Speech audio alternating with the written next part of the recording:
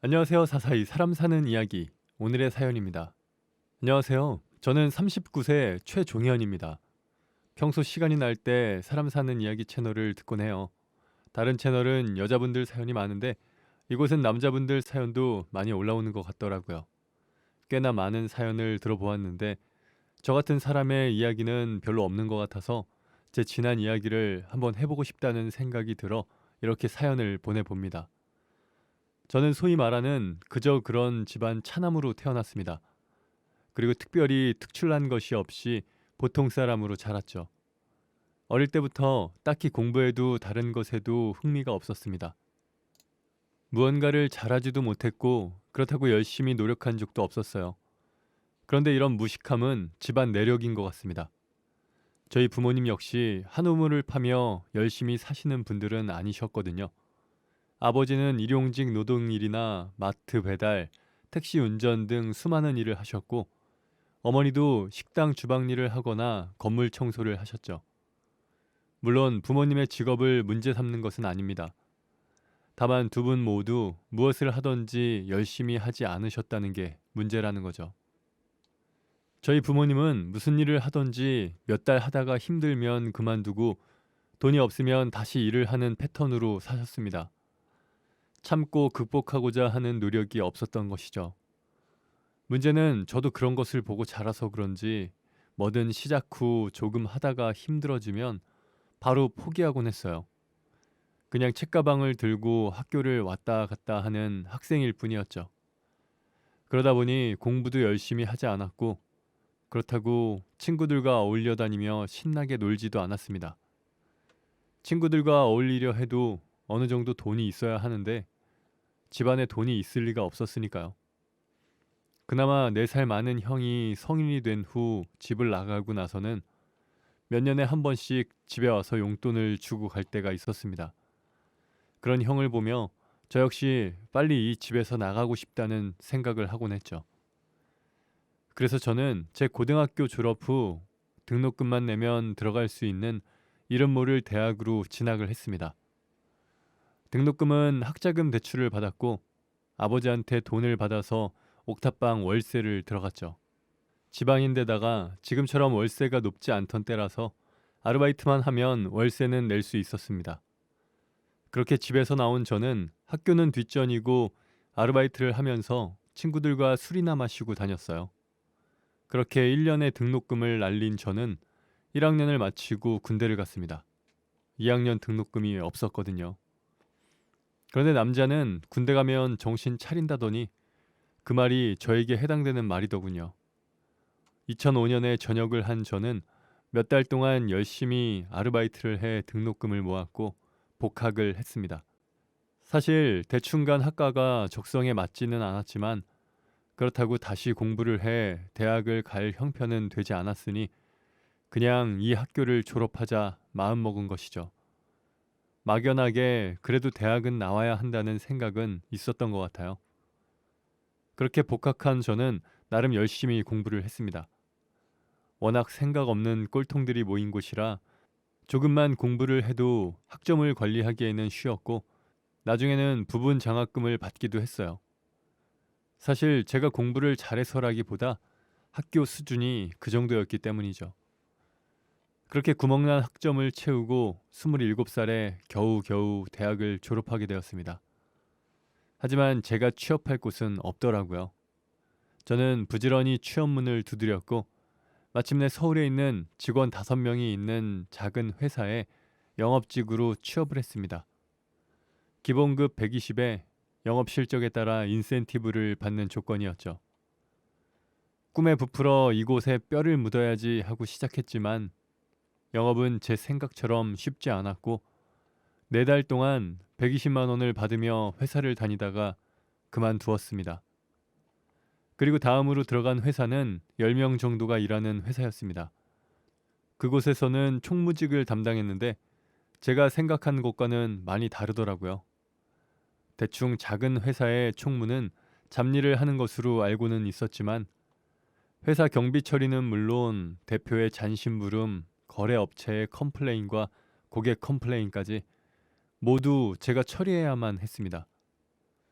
끊임없이 불만 사항을 처리하다 보니 사람이 무기력해지더군요. 급여라도 많으면 그 낙이라도 있었겠지만 제가 받는 월급은 월 150 정도에 불과했죠. 그래도 1년 뒤 연봉을 올려주겠다는 대표의 말을 믿고 버텼지만 실제적으로 연봉 협상이 되지 않아 그만두고 말았습니다. 그 다음으로 들어간 직장은 유명하지 않은 커피 전문점 체인 본사였습니다. 친구들에게 말하면 그런 커피숍도 있어? 할 정도로 아는 사람이 없는 곳이었어요. 대신 창업 비용이나 커피값이 저렴한 곳이죠. 저는 이곳에서 점포 개발과 영업 일을 하게 되었는데 운 좋게도 그 일이 제 적성에 잘 맞더라고요. 일을 시작한 지 얼마 지나지 않아 몇 개의 점포 계약을 따내면서 드디어 29살에 저와 잘 맞는 직장에 자리를 잡게 되었습니다. 그리고 회사가 커피 전문점이다 보니 아무래도 여자 직원들이 많은 편이었죠. 저는 몇 안 되는 남자 직원 중 젊은 남자 축에 속했는데 회사에서 성과도 많이 내서 인정도 받고 월급도 어느 정도 받는 것을 다들 알다 보니 여자 사원들에게 인기가 제법 많았습니다. 하지만 제 눈에 차는 여자는 없었어요. 그런데 어느 날 회사 같은 부서 직원 하나가 저에게 소개팅할 생각이 없냐고 묻더군요. 소개팅이요? 네, 최 대리님하고 잘 어울릴 만한 언니예요. 착하고 얼굴도 괜찮아요. 여기 사진이요. 직원이 보여준 사진 속에는 평범한 외모지만 선한 인상을 가진 여자가 있더군요. 선한 인상에 마음에 들은 저는 그 직원의 소개팅 제안을 받아들였습니다. 그리고 우선 그녀의 연락처를 받아 간단한 메시지를 주고받았어요. 그런데 메시지를 주고받을 때부터 상당히 대화가 잘 통하더군요. 그렇게 메시지를 통해 적당히 가까워진 우리는 주말에 만나게 되었습니다. 실제로 만나서 이야기를 해보니 그녀는 사람을 편안하게 해줄 줄 아는 좋은 사람이더군요. 저는 그런 그녀와의 시간이 너무나 즐거웠습니다. 그녀 역시 저에게 호감을 느꼈는지 우리는 만남 이후 계속 연락을 했고 그렇게 한 달 정도 썸을 타다가 정식으로 연인이 되었습니다. 홀 어머니 밑에서 자란 여자친구는 강남 소재의 중견기업을 다니고 있었어요. 그런데 월급이 적지 않음에도 불구하고 생활력이 매우 강한 여자였습니다.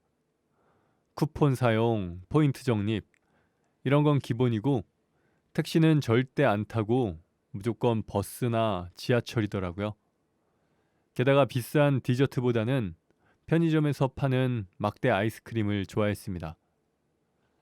그렇다고 그녀가 즐길 줄 모르는 사람은 아니었습니다. 다만 쓸데없는 지출을 하는 것을 싫어했을 뿐이죠. 만난 지 얼마 되지 않았을 때 여자친구에게 잘 보이고 싶은 마음에 비싼 레스토랑에 갔더니 정작 좋아해야 할 여자친구가 불편해하더라고요.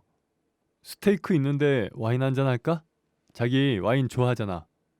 와인? 아니야. 그냥 물 마실래. 여기 하우스 와인 좋은 것도 아닌데 한 잔에 15,000원이야. 15,000원으로 그런 거 한 잔 마시기엔 너무 아까워. 이런 식이었죠. 그러다 보니 평소 여자친구와 데이트를 할 때면 소박하게 놀곤 했어요.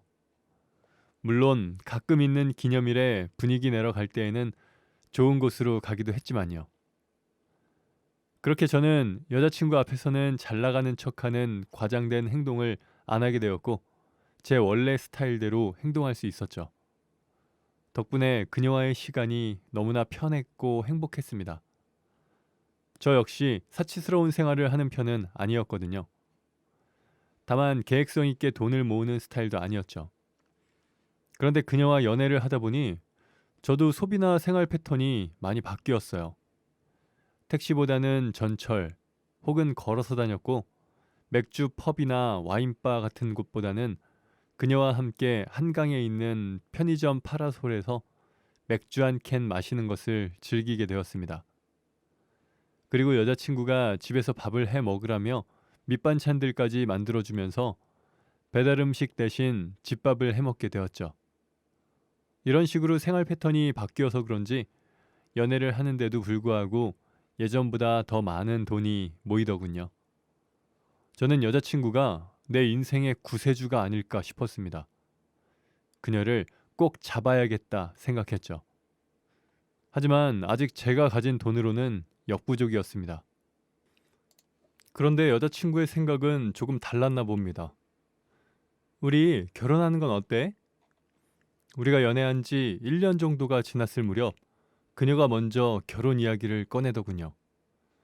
당시 여자친구 주변에 결혼하는 사람이 많았는데 그걸 보고 있으니 그녀 역시 결혼 생각을 안 할 수가 없었겠죠. 물론 저도 여자친구와 결혼을 하고 싶었습니다. 하지만 돈이 문제였죠. 생활력이 강한 그녀는 직장 생활을 한 지 5년 만에 모아둔 돈이 7천이라고 했는데 당시 저는 자리 잡은 지 겨우 2년 정도였고 집에 보증금 1,000만 원을 포함해서 모아둔 돈이 여자친구의 절반 정도밖에 되지 않았거든요. 그나마도 여자친구와 만나면서 소비 패턴이 바뀌어서 모아둔 것들이었죠. 나리야, 나도 너랑 결혼하고 싶어. 아무래도 결혼은 현실이잖아. 집도 장만해야 하고 결혼식비도 들고 말이야. 그런데 내가 모아둔 돈이 없어. 네가 모은 돈의 절반도 안 돼. 결혼하려면 난 아직 시간이 좀 필요한 것 같아. 저는 부끄러웠지만 그녀에게 제 경제 사정을 솔직하게 다 털어놓았습니다. 오빠, 괜찮아. 우리 둘이 돈 합치고 전세자금 대출 조금 받으면 집 구할 수 있어. 아직 애가 있는 것도 아니고 큰 집은 필요 없으니까 충분해. 그리고 결혼식 비용은 축의금으로 충당된대. 가구들은 중고로 사도 되고. 여자친구는 둘이 모아서 한다면 괜찮다며 저를 설득했습니다. 하지만 그렇게 결혼하는 것이 너무나 미안했던 저는 여자친구에게 1년만 더 시간을 달라고 부탁했죠. 예상대로 여자친구는 무척이나 속상해 하더군요. 그래서 저는 제 의지를 보여주기 위해 제 월급 통장을 그녀에게 맡기고 용돈을 받아 생활하겠다 했습니다. 가까스로 1년의 시간을 벌은 저는 월세, 공과금을 제외하고 한 달에 50만 원의 용돈을 받게 되었죠. 남은 돈은 모두 우리의 결혼 자금으로 모았습니다. 그렇게 1년을 악착같이 모았더니 2천만 원이라는 큰 돈이 생기더군요. 물론 2년 동안 여자친구 역시 돈을 더 모았기에 둘이 합쳐 1억 5천 정도가 되었습니다. 그리고 저는 여자친구에게 정식으로 프로포즈를 했죠. 그녀는 기쁘게 제 청혼을 받아주었고 그렇게 우리는 결혼이라는 단꿈에 빠졌습니다. 그런데 막상 결혼을 하려고 보니 전혀 다른 곳에서 문제가 생기더군요. 그것은 바로 여자친구의 어머니였습니다. 여자친구와 함께 결혼 허락을 받기 위해 처갓댁에 방문했는데 장모님께서는 대놓고 저를 싫어하셨죠. 자네 집에서 제일 잘난 사람이 이름도 모를 커피 체인 영업하는 자네라면서? 난 이 결혼 절대 허락 못하네. 엄마, 그런 말이 어디 있어.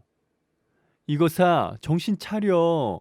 너 개천에서 용난집으로 시집가면 너도 그 개천으로 끌려 들어가는 거야. 절대 안 돼. 어머님은 저와 몇 마디 이야기조차 해보지도 않으시고 결혼을 반대하셨습니다. 사실 장모님의 마음이 이해는 가더군요. 저 역시 우리 집이 별 볼 일 없다고 생각하면서 살았기 때문입니다. 지금까지 살면서 딱히 부모님께 받은 것도 없었고 저 역시 성인이 되고 난 이후 따로 부모님을 챙기지는 않았거든요. 하지만 장모님은 제가 어떤 사람인지 알려고 하지도 않은 채 우리 집안만 보고 반대만 하시니 그냥 모든 것을 인정하고 포기할 수가 없더군요. 그래서 저와 제 여자친구는 장모님의 마음을 돌리기 위해 많은 노력을 했습니다. 정말 안 해본 것이 없어요. 무작정 빌어도 받고 구체적으로 미래의 계획을 세워서 말씀드려 보기도 했으며 값비싼 선물도 해보았지만 장모님은 계속 반대만 하셨죠. 그래도 끊임없이 장모님을 찾아뵙고 노력했습니다. 그날도 마찬가지로 장모님을 설득하기 위해 여자친구 집으로 갔죠. 나리한테 들어보니 형이 있다면서? 부모님이 일용직 일하시는 건 들었는데 자네 형은 무슨 일 하나? 나리도 잘 모른다던데 자네 형도 일용직하나? 그날 장모님은 갑자기 제 형에 대해서 물어보셨습니다. 형은 미국에서 MBA를 따고 지금은 펀드 매니저로 일을 하고 있어요. 일이 너무 바빠서 자주 보지는 못하지만요. 제가 형에 대한 말을 했더니 갑자기 장모님의 표정이 밝아지시더군요. 그리고 형을 잘 모르던 여자친구의 얼굴도 함께 밝아졌습니다. 그래, 형은 잘 나가나 보네. 부모님이 힘들게 일하신 보람이 있겠구나. 그리고는 그 뒤부터 조금씩 저를 대하는 태도가 달라지셨죠. 별 볼 일 없는 집인 줄 알았는데 그래도 집안에 잘난 사람이 있다는 걸 아시고 저를 달리 보시는 것 같았어요. 그리고 얼마 뒤 결혼 허락을 하셨고 우리는 무사히 상견례를 하게 되었습니다. 상견례 자리에는 형도 참석을 했습니다. 장모님뿐만 아니라 처제 역시 형의 스펙과 싹싹함을 마음에 들어하는 눈치더라고요. 그렇게 형 덕분에 일이 잘 풀려서 무사히 결혼하긴 했지만 여전히 장모님은 저를 그렇게 마음에 들어 하지는 않으셨습니다. 그런 장모님 때문에 속상할 때도 있었지만 아내는 본인에게 보여줬던 그 모습 그대로를 보여주면 장모님도 결국 저를 인정해 주실 거라고 위로해 주었습니다. 저 역시 그렇게 생각하며 너무 깊이 생각하지 않기로 했죠. 계속 그 생각만 하고 있기엔 아내와의 결혼 생활이 너무나 행복했거든요. 우리는 맞벌이를 했지만 아내는 매일같이 새벽에 일어나서 아침을 차려주었습니다. 그러면 저는 일을 하고 집으로 돌아와 아내에게 맛있는 저녁을 해주기도 했어요. 아내는 항상 제가 만든 어설픈 음식에 칭찬을 아끼지 않았죠. 저는 그렇게 안정적으로 지내면서 더욱 열심히 일했습니다. 그 결과 점점 더 실적이 오르게 되었고 회사에서 더욱 좋은 평가를 받게 되었죠. 결혼 이후 제 삶은 탄탄대로로 쭉 이어졌습니다. 그런데 어느 날 퇴근하고 보니 집에 형이 와 있더군요. 여보, 오늘 아주버님 집에 초대했다면서 왜 나한테 말 안 했어? 말했으면 미리 식사 준비했을 텐데. 미안해. 내가 말한다는 걸 깜빡했네. 간단하게 뭐 좀 시켜 먹을까? 아니야. 그래도 아주머니 모셨는데 어떻게 그래. 고기라도 구워 먹자. 얼른 마트 다녀올게.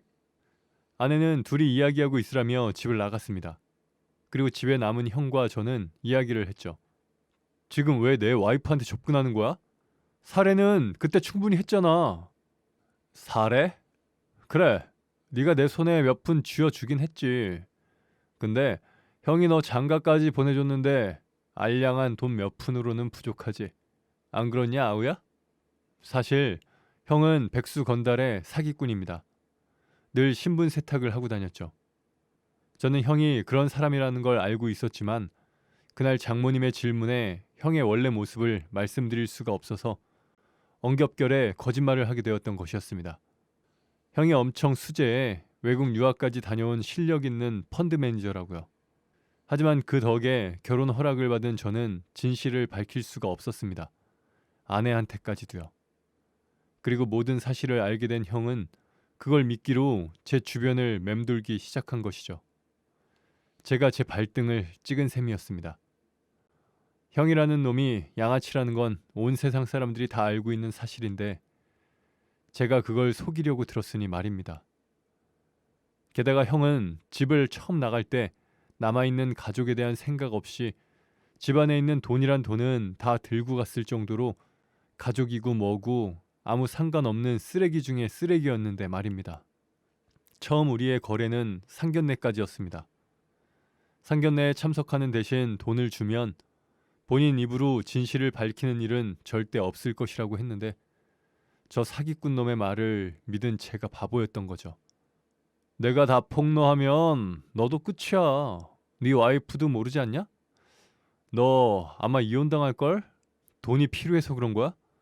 그때 준 돈으로 부족해서 이러는 거냐고. 돈? 야, 너도 돈 없잖아. 너 협박해서 얼마 나온다고 내가 이 수고를 하겠냐? 내 목적은 돈이 아니고 네 처제야. 겹사돈 하면 좋잖아. 그럼 내가 네 아랫사람 되니까 이 형한테 용돈도 좀 챙겨주고 임마. 어?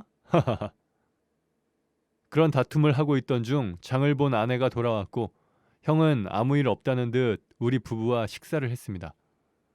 그날은 다행히 별말 없이 식사를 하더군요. 하지만 식사 후 나갈 때 저에게 의미심장한 미소를 지으며 또 보자고 하는데 그 이야기를 들으니 등골이 오싹해지더라고요.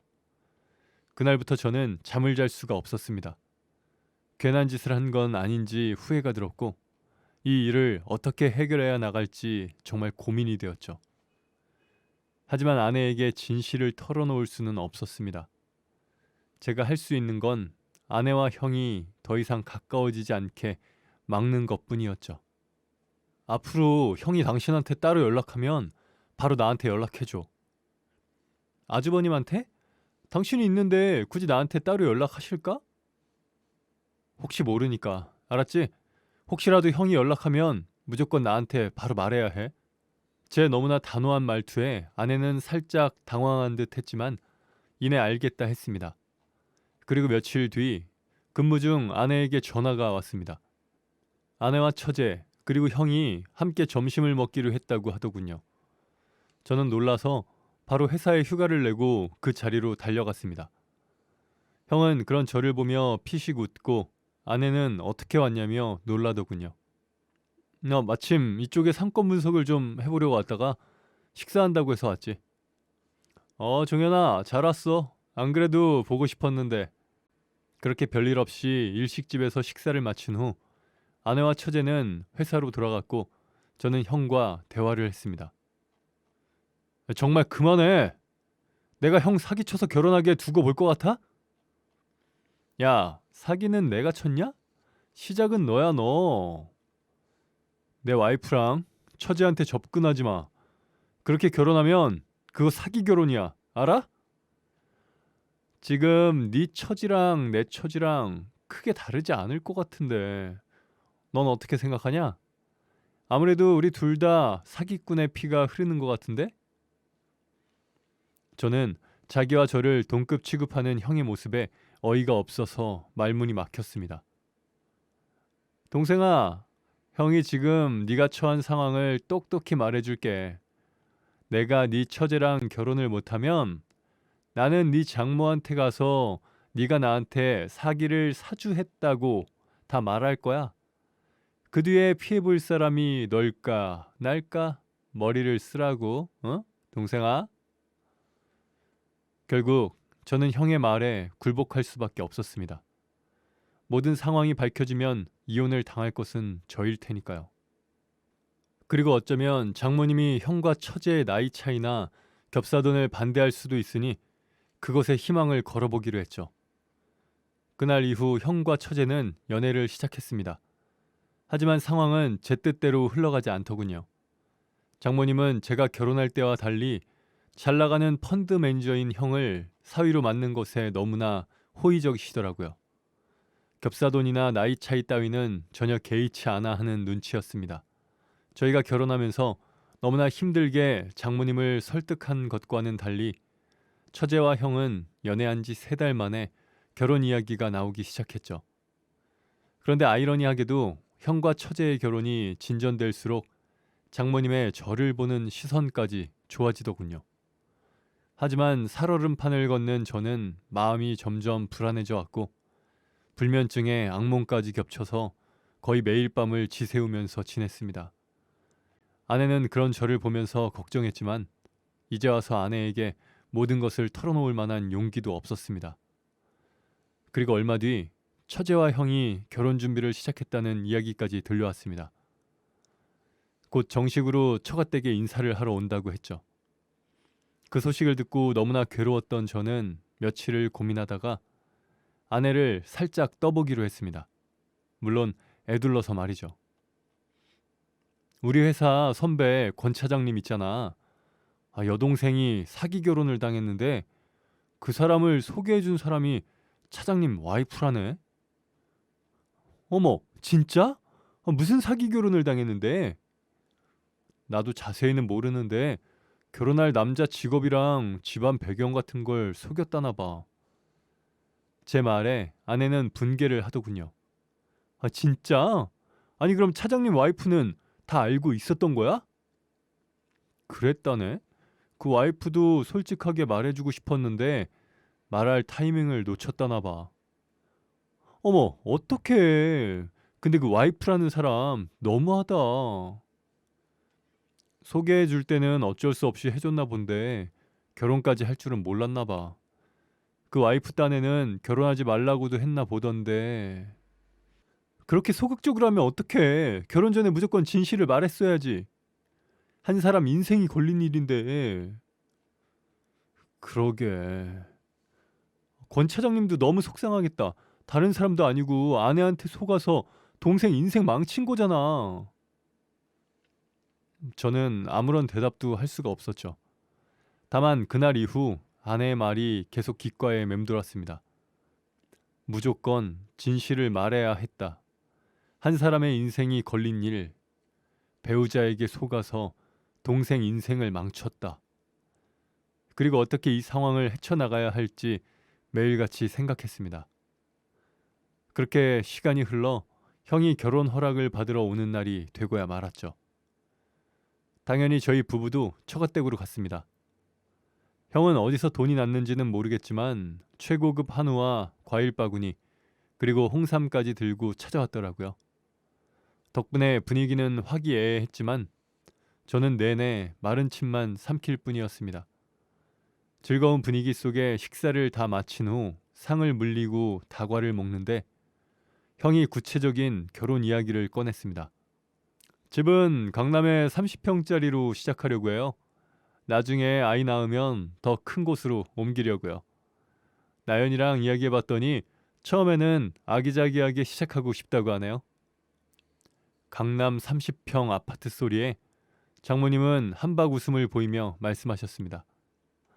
그래, 처음에는 아기자기하게 시작하는 게 좋지. 30평 정도면 신혼집으로 딱 좋겠네. 그리고 예식장은 우선 삼성역에 있는 호텔이 제일 좋다고 해서 상담 받아보려고 예약 잡아뒀어요. 우선은 우리 예비 신부님 의견이 가장 중요하긴 하지만요. 형의 말에 처제는 부끄러운 듯 웃고 있고 장모님은 입이 찢어지시더라고요.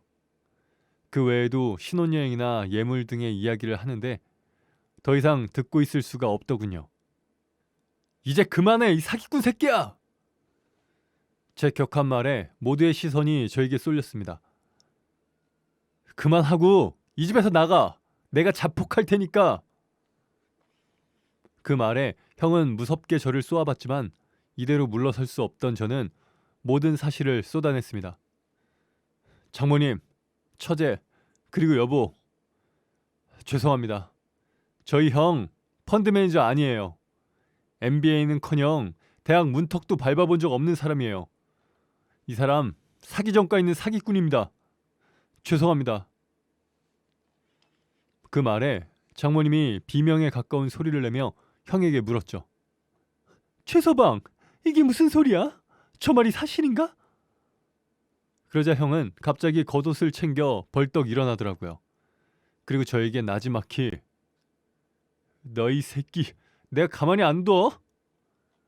하고는 처가댁에서 유유히 빠져나갔습니다. 형이 나가고 난 뒤 장모님은 주저앉으셨고 아내가 그런 장모님을 부축했습니다. 처제는 깜짝 놀라서 돌처럼 가만히 있더라고요. 저는 그 자리에서 무릎을 꿇고 빌었습니다. 아내와 결혼하고 싶어서 저도 모르게 거짓말을 했다면서요. 이 정도로 일이 커질 줄은 정말 몰랐다고 싹싹 빌었습니다. 한참을 주저앉아 계시던 장모님은 무릎을 꿇고 있던 저에게 온갖 물건을 집어던지셨고 아내는 저에게 이 집에서 나가라고 소리쳤습니다. 그렇게 혼자 나온 저는 우선 집으로 돌아갔습니다. 그리고 간단히 가방을 챙겼어요. 이제 이 집에서 지낼 수 없을 테니까요. 짐을 꾸린 후 아내 얼굴을 보고 가야 할지 잠시 고민하는데 마침 아내가 집으로 들어오더군요. 아내는 제가 쌓아놓은 가방을 보더니 아까보다 차분해진 어투로 우선 이야기를 좀 하자고 했죠. 그렇게 저는 아내에게 그동안의 자초지종을 모두 털어놓았습니다. 처음 장모님의 반대를 해결하기 위해 형에게 그런 역할을 부탁한 것부터 그 이후에 형의 협박, 그리고 오늘 상황까지 말이죠. 모든 이야기를 덤덤히 듣던 아내는 저에게 집에 있으라고 하더라고요. 본인이 친정에서 지내면서 생각을 정리하고 오겠다고요. 그 말을 끝으로 아내는 처갓댁으로 갔고 저는 재판을 앞둔 죄수처럼 아무것도 할 수 없었습니다. 그렇게 암흑 같은 일주일이 지나고 마침내 아내가 집으로 돌아왔죠. 아내는 저에게 그동안 자신이 생각한 것을 차분히 말했어요. 당신이 한 행동 모두를 이해할 수는 없어. 특히 엄마를 설득하기 위해서 형한테 거짓말을 시킨 건 끝까지 이해가 안 가더라. 시간이 오래 걸렸어도 당신과 나는 엄마를 설득할 수 있었을 거야. 난 당신이 괜찮은 사람이라는 걸 알고 있었고 엄마도 결국 그걸 알게 되셨을 테니까. 저는 아내에게 아무런 변명도 할 수가 없어 가만히 듣고만 있었습니다. 당신이 한 건 편법이야. 그게 결국 자기 발등을 찍은 것이고. 내가 뭐라고 할 말이 없어. 당신이 하자는 대로 할게. 저는 아내의 최후 통첩을 기다렸습니다. 그래도 용기를 내줘서 고마워. 당신이 무슨 각오를 하고 진실을 말했는지 알아. 그래서 더 고마워. 앞으로 우리 함께 더 노력하자. 나리야, 내가 정말 잘못했어. 저는 아내 앞에 무릎 꿇고 울었고 아내는 그런 저를 용서해 주었습니다. 하지만 장모님의 용서를 구하는 것은 힘들더라고요. 처가댁에 용서를 빌러가서 문전박대를 당하기도 했고 장모님에게 소금 세례를 받기도 했습니다. 그렇게 1년을 빌어도 장모님은 절 용서해 주지 않으셨죠. 그럴 때면 아내는 조급해하지 말라고 했습니다. 남은 날 동안 저의 진실한 모습을 보여준다면 언젠가는 장모님의 마음이 풀리실 거라고요. 그리고 이제 더 늦기 전에 아이를 갖자고 했죠. 그렇게 우리는 아이를 갖기 위해 노력을 했고 2019년 눈에 넣어도 아프지 않을 아이가 태어났습니다. 아이는 장모님을 많이 닮은 아내와 쏙 빼닮았어요. 그래서인지 장모님이 아이를 많이 예뻐하시네요. 사실 아내가 조리원에서 나온 후 장모님이 아이를 봐주러 저희 집에 오시기 시작했어요. 아이 덕분에 그나마 장모님하고 마주할 시간이 생긴 것이죠. 물론 장모님은 제가 오면 바로 나가셨지만요. 그리고 장모님이 안 계시는 새벽에는 아직 몸 회복이 되지 않은 아내 대신 제가 직접 아이를 돌봤습니다. 덕분에 낮에 졸기도 엄청 졸았지만 저에게는 그 시간이 너무나 소중하기만 했네요. 그렇게 저에게 구원이 된 아이는 올해로 3살이 되었습니다. 아내의 말대로 장모님의 마음도 점점 풀리는 것 같아요. 요즘은 제 식사를 챙겨주시기도 하거든요. 어쩌면 저는 평생 예쁨 받지 못하는 사이가 될 수도 있을 겁니다. 하지만 아내 말대로 남은 날 동안 진실된 모습을 보여드린다면 언젠가는 장모님 마음도 활짝 열리지 않을까 하는 기대감을 가지고 가족 모두에게 최선을 다하며 살아가도록 하겠습니다. 지금까지 제 이야기 들어주셔서 감사합니다. 네, 오늘 사연은 여기까지입니다. 사람 사는 이야기 채널 구독과 좋아요, 알람 설정 부탁드립니다. 감사합니다.